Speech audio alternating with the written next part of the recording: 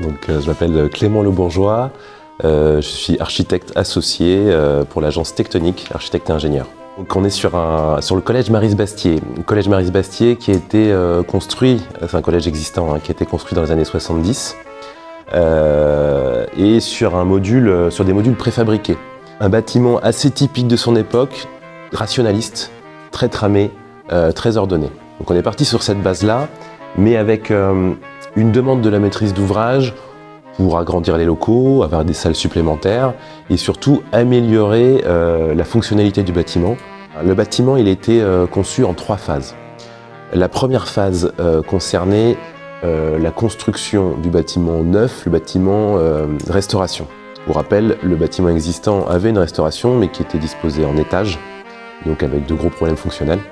Donc le choix a été fait de construire en premier lieu cette demi-pension, cette cuisine, pour ensuite, en phase 2, démolir la cuisine existante et en fait reconfigurer tout le corps du bâtiment existant. Quand on a visité le bâtiment lors du concours, tout était emplafonné avec des dalles 60-60 et on ne voyait pas du tout la structure du bâtiment. Quand on a creusé un petit peu, quand on a essayé de soulever quelques plaques, on s'est rendu compte qu'il y avait ces beaux caissons béton qui étaient architecturalement intéressants. On est reparti sur cette trame structurelle béton en ajoutant sur le bâtiment neuf la même trame structurelle, mais cette fois-ci avec une structure bois.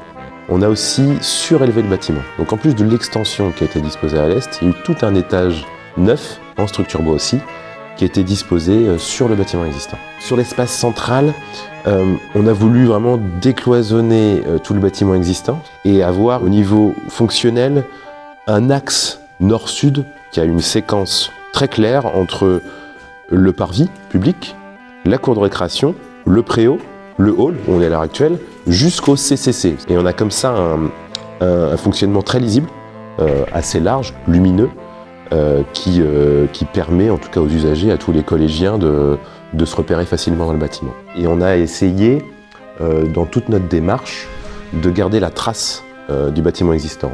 Révéler aussi l'aspect brut des matériaux, les rendre intelligibles.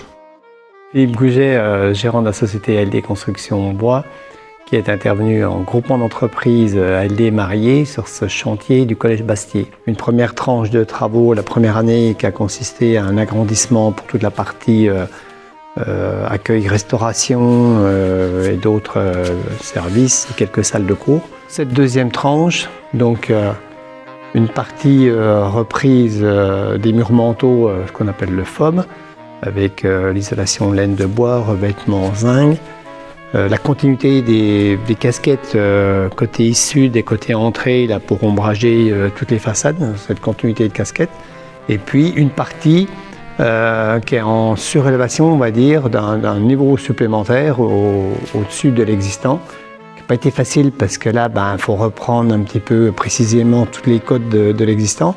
Et puis dans les descentes de charge, quelques surprises quand même par rapport à la structure et la différence de réglementation des calculs aujourd'hui par rapport à l'Eurocode, par rapport à ça, et qui amène quand même beaucoup de difficultés parce que même si le bâtiment, à l'époque, était capable de reprendre tant de charges, même sans parler d'y remettre un étage, quand on repasse ces bâtiments-là au calcul, on s'aperçoit qu'il manque un peu, il faut renforcer les fondations, il faut renforcer ici et là. Ce qui est intéressant après sur l'ensemble de ce bâtiment, c'est qu'on retrouve plein de techniques différentes qu'on peut avoir dans la construction.